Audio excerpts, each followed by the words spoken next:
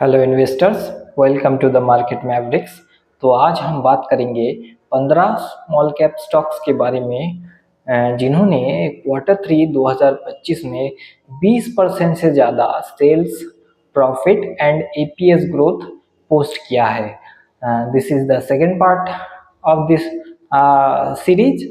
अगर आप first part नहीं देखे हैं तो please check it. Video start करने से पहले डिस्क्लेमर।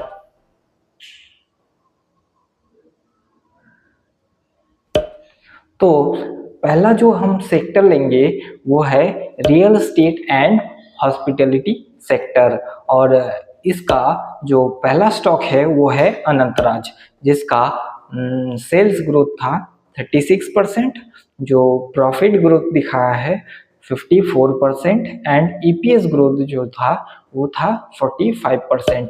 अनंतराज एक जो है एक रियल एस्टेट डेवलपमेंट कंपनी है। ये कैपिटल रीजन यानी दिल्ली NCR के अगल बगल में काम करता है। हालांकि ये प्राइमरीली फोकस करता है IT पार्क्स और हॉस्पिटैलिटी जो रियल एस्टेट होता है उसमें, लेकिन रिसेंटली ये जो स्टॉक था वो मतलब फोकस में था इसीलिए क्योंकि ये डेटा सेंटर का 6 मेगावाट का जो है प्रोजेक्ट लगाया है। मतलब ये डेटा सेंटर में काम कर रहा है। हालांकि ये मतलब कंपनी कह रही है कि ये उनको जो 6 मेगावाट का जो पावर प्लांट है इसको वो 300 से ऊपर मेगावाट के ले जाने की मतलब संभावना है। लेकिन रिलायंस भी इस सेक्टर में मतलब एंटर कर रहा है एनवीडिया के साथ, तो पता नहीं आगे क्या होने वाला है इसके साथ। जो इसका जो फिलहाल पी है वो 46 है, लेकिन ये 92 के पी तक चला गया था, मतलब इसी डेटा सेंटर के चलते हुए। लेकिन आगे इसका ROE जो है वो 8.05 है और ROC 8.56। तो ये 15 के बहुत नीचे है, और इसका डेट टू इक्विटी जो है 0.10 है, और इसका ऑपरेटिंग प्रॉफिट मार्जिन जो अनस्टेबल है, और जो टैक्स मतलब ये जो टैक्स देता है वो भी अनस्टेबल है। हालांकि ऐसा ज़रूरी नहीं है कि हर साल मतलब 25% से ही टैक्स भरे, लेकिन मतलब वो कंपनी अच्छा माना जाता है जो रेगुलर मतलब टैक्स पे करते हैं। तो अगला जो मतलब ये एक सिक्लिकल है और ये कैश फ्लो जनरेट नहीं करता है। तो अगला जो रियल एस्टेट कंपनी है वो है सिग्नेचर ग्लोबल इंडिया लिमिटेड। तो ये जो है परमानेंट रियल एस्टेट कंपनी है, वो भी दिल्ली NCR में काम करता है, और ये गुरुग्राम के आसपास भी काम करता है। 2000 से जो है ये कंपनी अभी दिखा रहा मतलब 2000 में इसका एस्टेब्लिशमेंट हुआ था कंपनी का। जो कंपनी मतलब बहुत ही कॉमर्शियल और रेसिडेंशियल प्रॉपर्टीज सेल करता है, मतलब अफोर्डेबल। और इसका जो पी है वो 199 है, बहुत ज़्यादा है।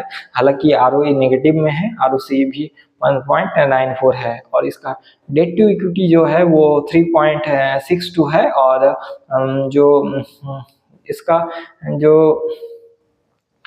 सेल्स ग्रोथ था वो 194%, जो प्रॉफिट ग्रोथ था वो 12 मतलब 1267, और जो इसका EPS ग्रोथ था 1280%।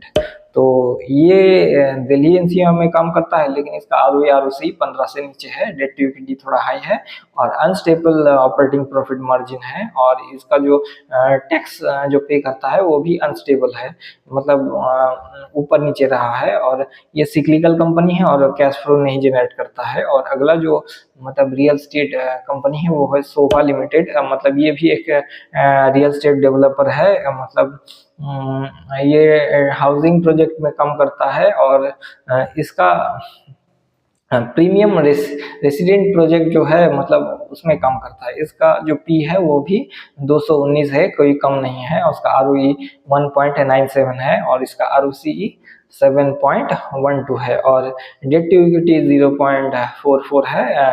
ऑपरेटिंग प्रॉफिट मार्जिन अनस्टेबल है और हालांकि टैक्स जो ये पे करता है वो स्टेबल है, सिक्लिकल कंपनी है और लेकिन ये फ्री कैश फ्लो जनरेट करने वाली कंपनी है। हालांकि ये सब रियल एस्टेट जो सेक्टर है वो पिछले जो मतलब बुल मार्केट में फ्लेवर में था, क्योंकि मतलब हर एक मतलब चीज का साइकिल आता है। 2008 के मतलब रियल स्टेट बूम के बाद अभी ये रियल स्टेट बूम जो है अभी फिलहाल देखने को मिला है, लेकिन कंपनी बहुत एक्सपेंसिव है। उसके बाद जो अगला स्टॉक है वो है एम्बेसी डेवलपमेंट्स। ये भी एक रियल स्टेट कंपनी है। हालांकि इसका जो पिछला नाम था वो था इंडिया बुल्स रियल एस्टेट, जो नाम अपना चेंज कर दिया है old wine in new bottle.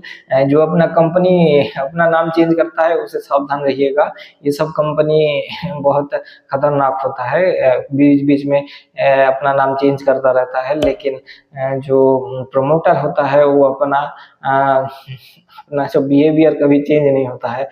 इससे पहले भी बीसीजी नाम की एक कंपनी था जो अपना जो profit and statement loss statement सब फर्ज कर दिया था, मतलब पूरा जो पीएनएल एन जितना भी था वो सब फर्ज करके बाद में पता चला कंपनी अपना फेक प्रॉफिट दिखा रहा था।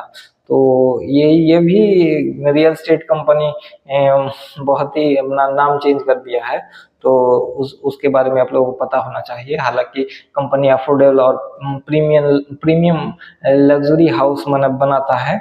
ये भी NCR region Delhi NCR region में काम करता है। हालांकि इसका पी जो है वो नेगेटिव है, क्योंकि इसका जो अर्निंग पर शेयर्स है वो नेगेटिव है, यानी कि एक घाटे का कंपनी है। और हालांकि आरओई भी नेगेटिव है और आरओसी भी नेगेटिव है और डेट टू इक्विटी 0.08 और ये अनस्टेबल ऑपरेटिंग प्रॉफिट मार्जिन में काम करता है। हालांकि ये सिक्लिकल है, लॉस मेकिंग, और लॉस मेकिंग है तो फ्री कैश फ्लो का कोई मतलब झंझट है ही नहीं। मतलब झंझट का क्या मतलब, कहाँ से लाएगा फ्री कैश फ्लो अगर मतलब ये लॉस मेकिंग कंपनी है तो। अगला वही मतलब रियल होटल सेक्टर मतलब हॉस्पिटलिटी सेक्टर रियल एस्टेट में ही शार्लेट होटल्स, जो सेल्स ग्रोथ अपना दिखाया 23% और जो प्रॉफिट मतलब प्रॉफिट ग्रोथ 37% और ईपीएस ग्रोथ 28%। हालांकि जो पिछला जो एम्बेसी डेवलपमेंट्स था उसका सेल्स ग्रोथ था 117%, प्रॉफिट ग्रोथ 158% और जो ईपीएस ग्रोथ था 149% है। तो अभी शार्लेट होटल्स के बारे में हम लोग बात कर रहे हैं। इसका प्रॉफिट मतलब sales growth 23%, EPS profit growth 37% और ईपीएस ग्रोथ 28%। ये बिजनेस जो है होटल बिजनेस में है, कॉमर्शियल होटल में है। मतलब कोरोना के बाद होटल सेक्टर में बहुत बूम देखने को मिला, क्योंकि लोग मतलब घर में बैठे बैठे बोर हो रहे थे, तो बहुत ही लोग टूर करने लगे, तो इसीलिए मतलब सब ऑक्यूपाई हुआ। और हालांकि मतलब पर मतलब रूम का जो प्राइस था वो भी बहुत बढ़ गया था, तो इसीलिए ये सेक्टर फ्लेवर में था। लेकिन हालांकि ये सब मतलब सिक्लिकल स्टॉक ही होता है। हालांकि इसका पी जो है वो सस्ता है नहीं, 188 है, आरओई 16.4 ठीक ठाक है, लेकिन ये स्टेबल नहीं होता है। आरओई मतलब जितने भी सिक्लिकल कंपनी के आरओई उठक पटक करता है, ऊपर मतलब जब फ्लेवर में होता है तो आरओई बहुत अच्छा दिखाता है, लेकिन बाद में वो घट जाता है। आरओसी ये है 10.1 और डेट टू इक्विटी जो है 0.74। हालांकि ये मतलब थोड़ा हायर साइड में है और इसका प्लेज जो है प्रोमोटर प्लेज 31.9%, ये रेड फ्लैग होता है। लेकिन हालांकि जो प्लेज परसेंटेज उसको बढ़ना नहीं चाहिए होता है। जरूरी नहीं है कि हर प्रोमोटर प्लेज होता है तो वो शेयर खराब होता है। आपको देखना पड़ेगा कि प्रोमोटर मतलब किस लिए मतलब प्लेज लिया है। अगर पर्सनल कुछ खरीदने के लिए टीवी, सोफा, फ्रिज ये सब खरीदने के लिए लिए हैं, तो मतलब ठीक है, मतलब ठीक नहीं है। मतलब एशियन पेंट्स में अब देखिएगा उसमें भी जो प्रमोटर था वो प्लेज किया था, लेकिन उसमें बहुत रिटर्न दिया है, और हालांकि जो स्टॉक है वो अभी नीचे नीचे जा रहा है। उसका दूसरा कारण है क्योंकि जो सेक्टर है उसमें बहुत ही प्राइसिंग वॉर चल रहा है। हर एक मतलब बड़े बड़े प्लेयर अभी एंटर कर रहा है पेंट सेक्टर में, तो अभी इसीलिए उसका जो प्लेज है, लेकिन उसका प्लेज थोड़ा कांस्टेंट था, हालांकि डिक्रीजिंग ट्रेंड में था। डिक्रीजिंग ट्रेंड में प्लेज फिर भी ठीक ठाक होता है, और जो इसका प्लेज भी 31.9 है, और लास्ट शायद 4-5 क्वार्टर से ये स्टेबल ही है। लेकिन इसका ऑपरेटिंग प्रॉफिट मार्जिन जो है अनस्टेबल है, और ये टैक्स जो है ये बहुत मतलब वो भी अनस्टेबल टैक्स मतलब पे करता है, और ये सिग्निकल कंपनी है लेकिन free cash flow generating company है। अगला जो सेक्टर है वो फाइनेंशियल सर्विस सेक्टर है। उसका पहला जो स्टॉक था वो कैफीन टेक्नोलॉजीज। इसका जो सेल्स ग्रोथ था 33%, profit growth 35% and EPS growth 34% है। ये एक टेक्नोलॉजी ड्रिवन सर्विस प्लेटफॉर्म है। ये जो मतलब म्यूचुअल फंड डिस्ट्रीब्यूटर को मतलब हेल्प प्रोवाइड करता है, उसको एनेबल के रूप में काम करता है। तो corporate issuer across all asset class in India में काम करता है। और ये जो है इसका पीई 59 है, ROE 24.5 है, ROCE 30.3, डेट टू इक्विटी से 0.04। हालांकि ऑपरेटिंग प्रॉफिट मार्जिन स्टेबल है, 5% के करीब ये काम करता है, और ये एक सेलो सिक्लिकल कंपनी है। मतलब ये डुओपोली बिजनेस है, ये कैम्स है और ये कैफिन है, दो ही प्लेयर है, लेकिन कैम्स का मार्केट शेयर ज्यादा है। ये मार्केट अच्छा करता है तो ये सब स्टॉक अच्छा करता है, और मतलब मार्केट जब नीचे रहता है तो ये भी नीचे रहता है। तो मार्केट जब नीचे रहे तब ये सब स्टॉक में इन्वेस्ट करना चाहिए। इसका हालांकि सेलो सिक्लिकल है इसीलिए इसका पेग रेशियो हम लिए हैं, तो इसका पेग रेशियो है 0.55। उसके बाद अगला जो है कंपनी वो कैप्री ग्लोबल।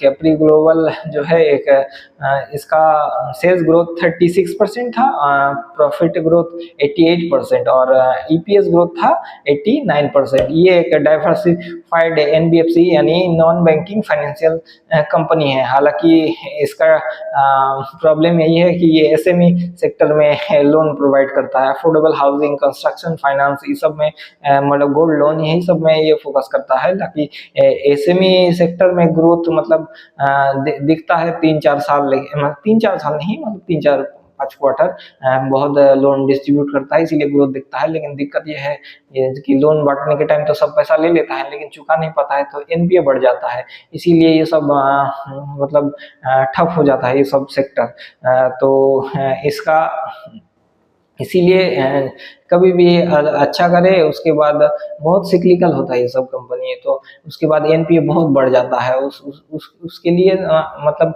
बैड लोन बहुत हो जाता है। तो इसका जो पी है 36.2, आरओई फिलहाल 7.54 है। ये 15 के ऊपर होता है तो अच्छा होता है, और मतलब 15 के ऊपर मतलब 20 के ऊपर हो तो मतलब सोने पे सुहागा। इंडिया में दो ही ऐसा कंपनी है जिसने मतलब 20 के ऊपर कांस्टेंट, एनबीएफसी कंपनी है जो 20 के ऊपर कांस्टेंट आरओई मतलब शो किया है। हालांकि हम उन दो कंपनी का नाम नहीं ले रहे हैं क्योंकि हम इन्वेस्टेड है उस कंपनी में, मतलब हाईली इन्वेस्टेड है, तो इसीलिए उसका नाम नहीं लिख रहे हैं। आप अगर समझ सकते हैं कि कौन सा कंपनी है तो कमेंट कीजिएगा नीचे में। और ये आरओए है 2.07, हालांकि बैंक आरओए 2 से ज्यादा होता है तो ठीक ठाक होता है, माना जाता है उसको। और लेकिन एनबीएफसी का आरओए है 4 से ऊपर ही होता है, अच्छे एनबीएफसी का। और इसका प्राइस टू बुक वैल्यू जो है वो 3.37 है, हालांकि कोई मतलब सस्ता है नहीं। और इसका स्टेबल टैक्स रिटर्न है। इसका एनपीए का जो डाटा है वो अवेलेबल नहीं था, जो तो हम यहाँ दिखा नहीं पाए, हालांकि ये सिग्निकल स्टॉक है, हम पहले ही बता चुके हैं। और अगला स्टॉक है एप्टास वैल्यू हाउसिंग फाइनेंस। इसका सेल्स ग्रोथ था 28% और प्रॉफिट ग्रोथ था 21% एंड ईपीएस ग्रोथ था 21%। हालांकि मतलब डिस्क्लेमर देना चाहता हूँ, क्योंकि ये हमारे पोर्टफोलियो में हो सकता है ये स्टॉक, तो I may be biased for this stock, मतलब मेरा व्यू इस स्टॉक के लिए बायसनेस हो सकता है, तो उस हिसाब से आप देखिएगा। मतलब ये एक होम लोन कंपनी है, मतलब हाउसिंग फाइनेंस कंपनी है। ये साउथ इंडिया बेस्ड कंपनी है, मतलब हालांकि अच्छा ग्रोथ दिखा रहा है ये जो पिछले कुछ क्वार्टर से।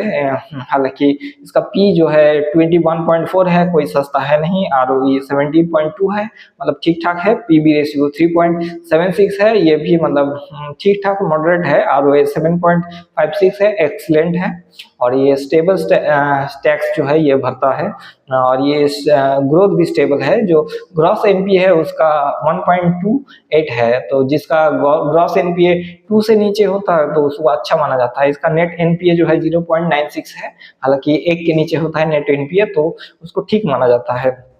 हालांकि इसका एक ही प्रॉब्लम मुझे जो दिखता है, तो वो है कि इसका डिविडेंड पे आउट रेशियो, मतलब एक एनबीएफसी कंपनी जो पैसा उधार में लेता है, वो 37% डिविडेंड पे आउट रेशियो है। मतलब अगर 100 रुपए वो पैसा कमा रहा है, तो वो उसमें से 37 रुपए जो मतलब जो शेयर होल्डर है उसको डिविडेंड बांट दे रहा है।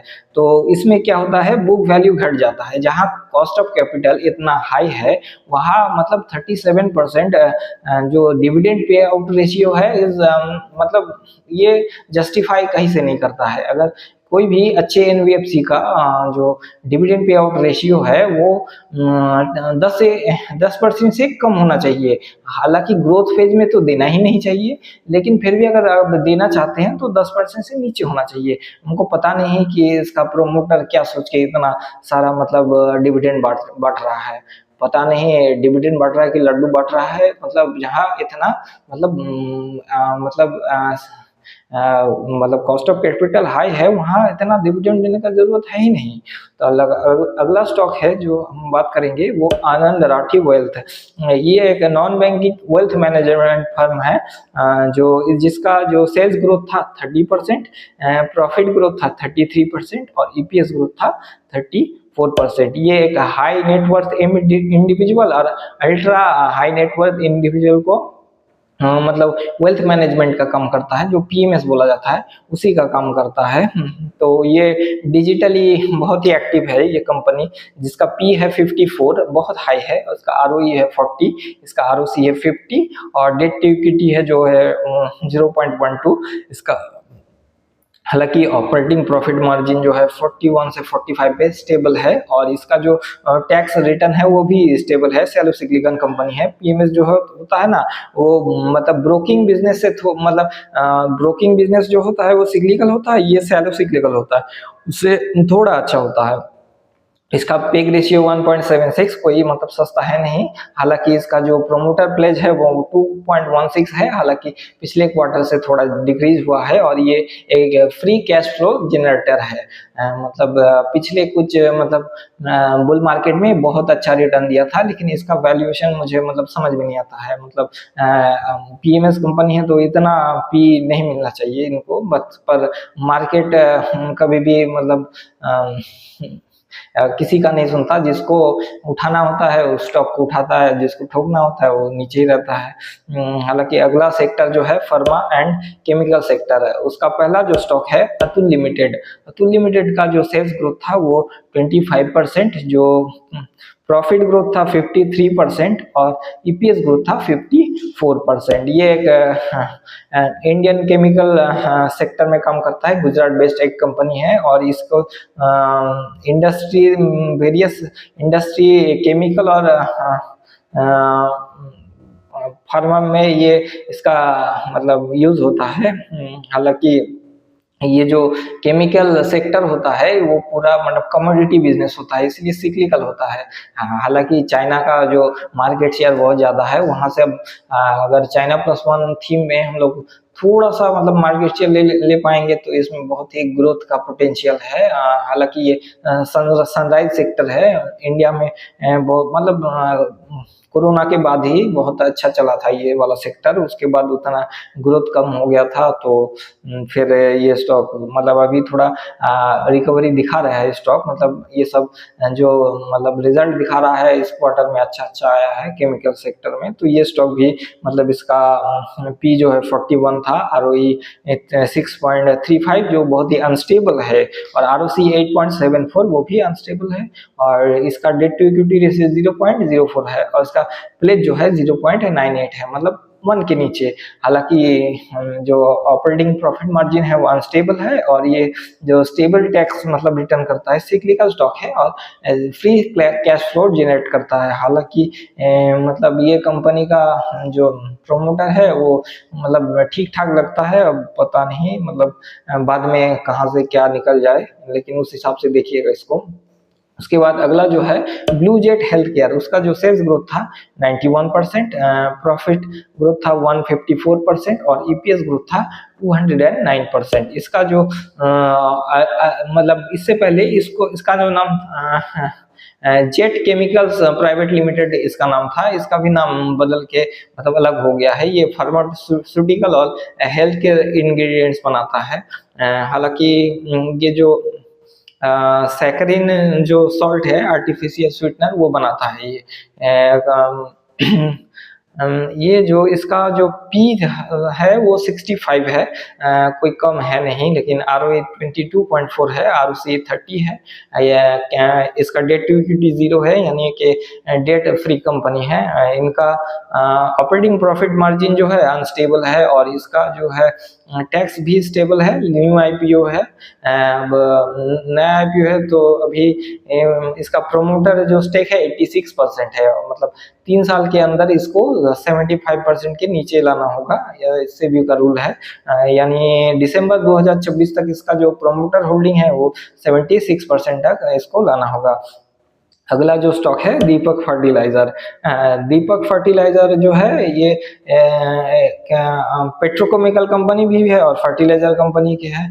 बल्क माइनिंग केमिकल्स और फर्टिलाइजर भी मतलब माइनिंग केमिकल्स भी बनाता है, और ये फर्टिलाइजर का भी मतलब स्टॉक है। हालांकि फर्टिलाइजर का डिमांड फिलहाल बढ़ रहा है, और इसका पी जो है 16.5 है, आरओई 7.67 है, अनस्टेबल है, आरओसी 10.7 है, डेट टू इक्विटी जो है 0.67 थोड़ा अपर साइड है, आरओई आरओसी थोड़ा लो है, और अनस्टेबल ऑपरेटिंग प्रॉफिट मार्जिन में ये काम करता है, स्टेबल टैक्स देता है। हालांकि ये एक सिक्लिकल कमोडिटी मतलब कंपनी है, फ्री कैश फ्लो जनरेट करता है। हालांकि फिलहाल जो फर्टिलाइजर सेक्टर है उसमें बहुत ही स्ट्रेंथ देखने को मिला, मतलब stocks like Coromandel international and Chambal fertilizer मतलब अभी भी 52 हाई पे चल रहा है, मतलब बहुत ही स्ट्रेंथ दिखा रहा है। अभी मार्केट नीचे था, लेकिन ये सब सेक्टर बहुत मतलब ऊपर ही जा रहा था, मतलब अपने मतलब फाइनेंशियल एडवाइजर से पूछ के ये सब मतलब कंसीडर कीजिएगा, मतलब ऐसे ही मतलब बता रहे हैं। लेकिन जो अगला सेक्टर है वो इंडस्ट्रियल मैन्युफैक्चरिंग सेक्टर है, उसका जो पहला स्टॉक है वो ट्रांसफार्मर एंड रेक्टिफायर इंडिया है। तो जो मतलब हालांकि जो दीपक फर्टिलाइजर था उसका सेल्स ग्रोथ था 39%, जो प्रॉफिट ग्रोथ था 336%, और ईपीएस ग्रोथ था 336%। तो और जो ब्लू जेट हेल्थ केयर था उसका भी सेल्स ग्रोथ 91%, प्रॉफिट ग्रोथ 154%, और ईपीएस ग्रोथ 209% था। तो अगला जो मतलब जो सेक्टर का इंडस्ट्रियल मैन्युफैक्चरिंग है उसका जो स्टॉक था वो transformer and rectifier India limited. ये एक मैन्युफैक्चरिंग पावर फर्नेस और जो है रेक्टिफायर ट्रांसफार्मर ये सब बनाता है, और ये एक गवर्नमेंट फोकस कंपनी है। लेकिन इसका जो पी था 96.8, ROE 9.33, ROCE 14.14 मतलब 8, और इसका डेट टू इक्विटी रेशियो जो है 0.22 था। इसका प्लेज जो है 21.8, हालांकि ये स्टेबल है, और ये ऑपरेटिंग प्रॉफिट मार्जिन इसका अनस्टेबल है, और टैक्स फ्लो भी इसका, टैक्स जो पे करता है वो भी अनस्टेबल है। ये सिक्लिकल कंपनी है, मतलब हालांकि मतलब पूरे PSU सेक्टर, मतलब पावर सेक्टर और ट्रांसफार्मर सेक्टर बहुत ही मतलब फ्लेवर में था, तो ये स्टॉक चल रहा था बहुत। अगला जो स्टॉक है वो है ग्राविटा इंडिया। ग्राविटा इंडिया का जो सेल्स ग्रोथ था वो था 31%। हालांकि ये ट्रांसफार्मर रेक्टिफायर का जो सेल्स ग्रोथ था 51%, प्रॉफिट ग्रोथ था 2% और EPS ग्रोथ था 231%।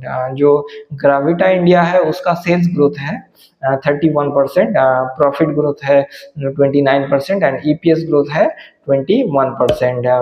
ये भी लार्जेस्ट प्रोड्यूसर जो लेड रिसाइकलिंग में काम करता है, ये फ्लैक्सी कंपनी है, लार्जेस्ट लेड प्रोड्यूसर है।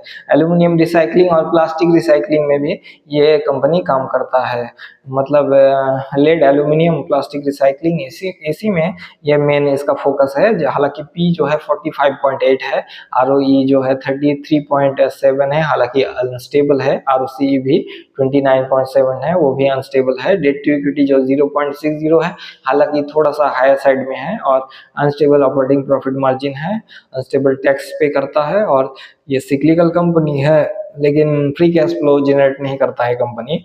और अगला और लास्ट जो स्टॉक है वो है KSB लिमिटेड। KSB जो लिमिटेड है वो high pressure multi stage pumps बनाता है। ये जो पंप्स जो बनाता है न्यूक्लियर और कन्वेंशनल एनर्जी के लिए भी ये काम करता है। हालांकि इसका जो P है वो 51.7 है, ROE जो है 17.8 है, वो स्टेबल है। ROC भी 23.9, वो भी स्टेबल है। डेट टू इक्विटी 0 है, पेग रेशियो 2.29% है। स्टेबल ऑपरेटिंग प्रॉफिट मार्जिन में काम करता है 12 से 14% में, और ये स्टेबल टैक्स पेयर है और फ्री कैश फ्लो जनरेट करता है। हालांकि ये देखने में सेकुलर ग्रोथ लगता है, लेकिन स्टॉक्स कहीं भी मतलब सस्ता नहीं है। 51 के B पे है, तो मतलब पेग रेशियो पे 2.29 है। तो मतलब यही सब स्टॉक था। मतलब which of the stock are you tracking, मतलब comment below and let me know, and if you found this video helpful then like, share and subscribe the Market Mavericks. See you in the next video. Until then, happy investing and stay bullish, and thanks for your time.